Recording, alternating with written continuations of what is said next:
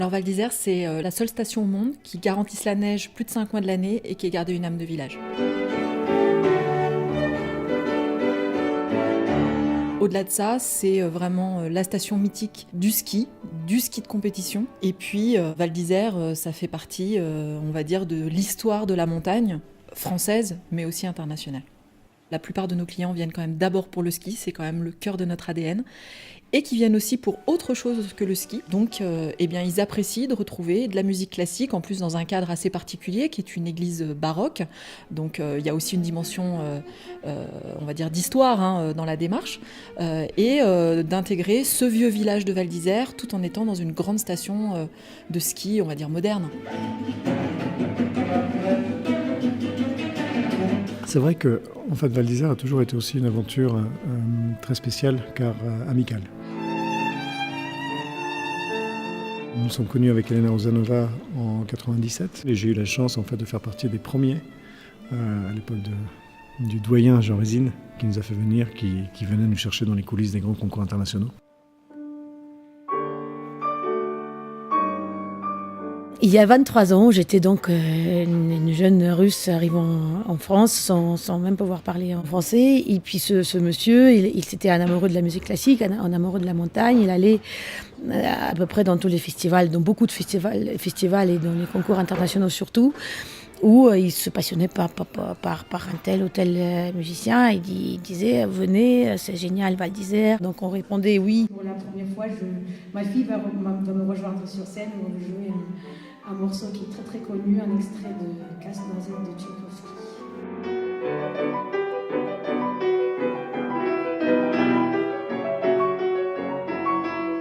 C'est un festival qui a 23 ans, donc en effet c'est assez ancien. Jean Résine, c'est quelqu'un qui était amoureux de Val d'Isère et qui était aussi amoureux de la musique classique. Donc il allait à Paris notamment chercher les lauréats des grandes écoles pour les amener à Val d'Isère dans le but de faire connaître la musique classique aux Avalins et aux vacanciers.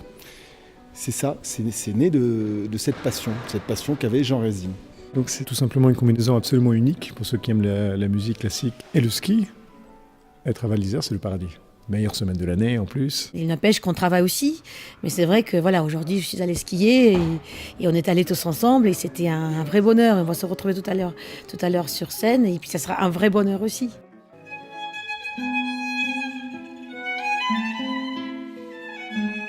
Ce que je constate, c'est que c'est des personnes qui sont humainement compatibles et musicalement compatibles pour passer un bon moment à Val d'Isère.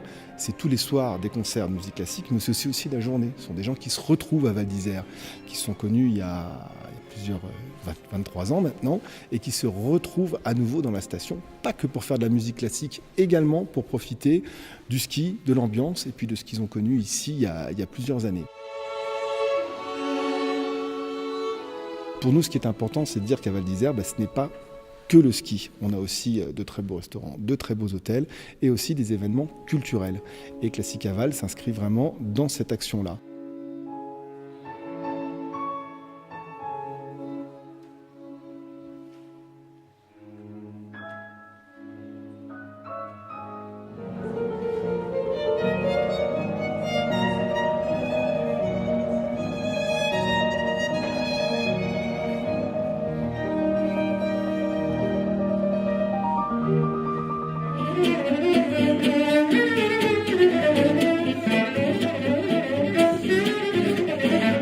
Proposer des événements de qualité qui soient autre chose que des petites animations qu'on peut retrouver à droite à gauche, mais qui soient véritablement un événement culturel avec des gens d'une certaine notoriété et qui maîtrisent parfaitement la musique classique.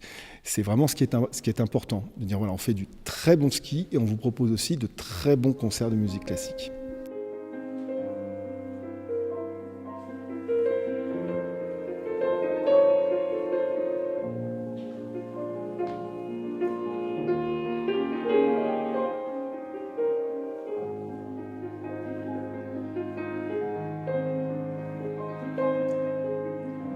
Pour nous, ce qui est important en ce qui concerne la musique classique, c'est justement pas qu'on ait l'impression que ça arrive un peu comme une soucoupe volante au milieu de nulle part, parce que pour nous, ça a un vrai sens. On va dire, un double sens, parce que c'est important de démocratiser cette musique classique et que ça n'ait pas l'air d'être réservé qu'à quelques personnes.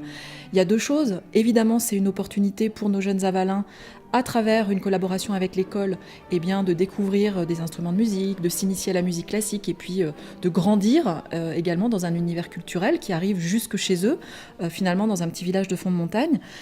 Et puis au-delà de ça, bien sûr, démocratiser aussi pour nos clients qui ne sont pas forcément des amateurs à la base de musique classique, grâce à ce piano sur neige qui glisse, qui vole, en tout cas qui se déplace dans la station et qui arrive de manière presque incongrue, à un endroit où on ne l'attend pas, et qui fait que les gens tendent l'oreille et se disent tiens, qu'est-ce qui se passe, qu'est-ce que ça vient faire là, et ça leur donne envie de s'intéresser, et puis finalement après ça leur donne peut-être envie de pousser la porte de l'église et de venir assister à un concert.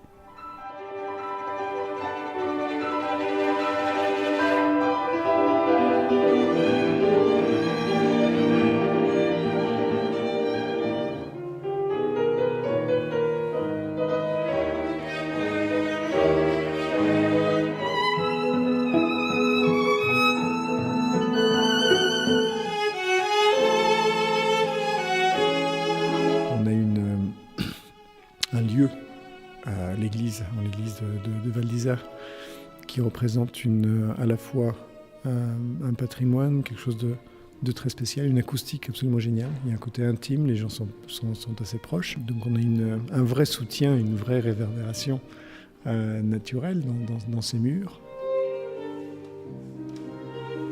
Ça se passe quand même dans l'église, et l'église c'est quand même au cœur du village, c'est pas anodin non plus, donc il y a aussi ce fort attachement, parce que c'est central, c'est au cœur du village, c'est inscrit dans l'histoire de la station, et donc il y a aussi un gros support des Avalins qui sont quand même nombreux, eux aussi, pas que les clients, à se déplacer pour venir écouter les concerts. Alors ce qui fonctionne, ce sont les 4 directeurs, directrices artistiques qui mènent ce festival, qui ont été recrutés ensemble en fait finalement il y a 23 ans et qui maintenant sont dispersés à travers 2 années et différents mois, au mois de janvier et puis au mois de mars. Donc ces 4 directeurs, directrices artistiques, Anis Gastaldi, David Lefebvre, Frédéric Lagarde et Elena Rosanova, ont tous les 4 des sensibilités très différentes, des façons de faire très différentes et des invités très différents. Et je pense que la puissance de Classic Aval, eh bien, c'est cette différence, justement.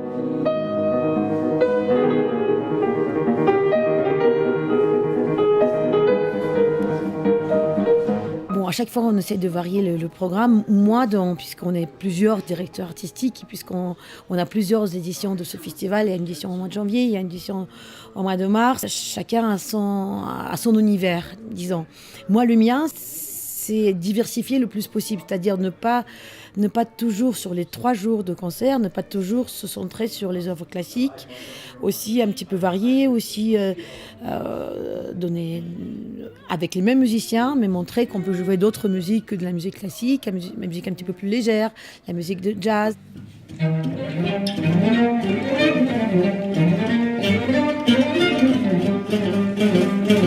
C'était la première fois que je me suis lancé dans une partie d'improvisation tout simplement de ma vie. Et donc je dois vous avouer que j'étais bien plus nerveux que lorsqu'il s'agit de jouer le concerto de Tchaïkovski dans une grande salle. Et je trouve que c'est très intéressant d'ouvrir un tout petit peu. On a eu des choses du répertoire extrêmement classique, telles que Sonate de Beethoven par exemple.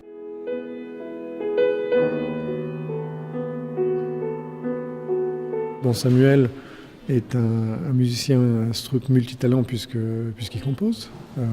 François va créer une œuvre assez prochainement, moi j'en ai créé une autre il y a quelques années. Il arrange, il improvise. On joue ensemble depuis longtemps, les choses sont construites petit à petit.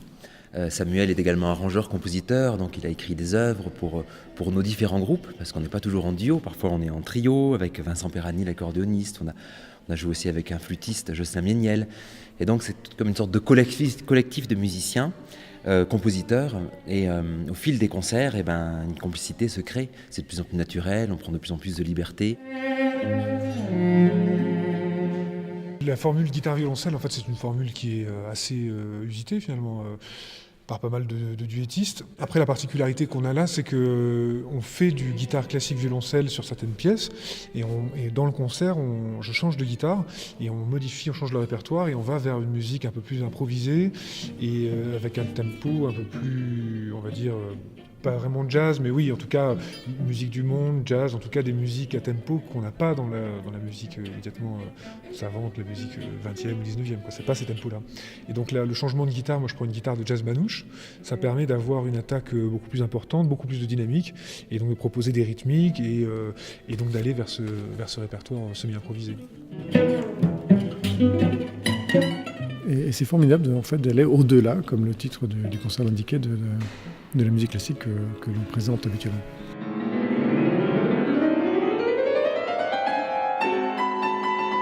Je ne suis pas indifférent au programme que j'offre à ma public. J'aime bien que ce n'est pas une compilation simple des pièces, mais qu'il y a une histoire. Bon, il faut dire que ce soir, ce n'est pas une histoire complète, parce que l'histoire complète, c'est sur un disque que je vais enregistrer, qui s'appelle Les Rêveries Nocturnes, et qui va être complété par Gaspard de la Nuit, de Maurice Ravel. Donc c'est vraiment un disque, un programme, une histoire autour de la nuit, des mystères, des rêves, de tout ce qui se passe dans nos mondes intérieurs.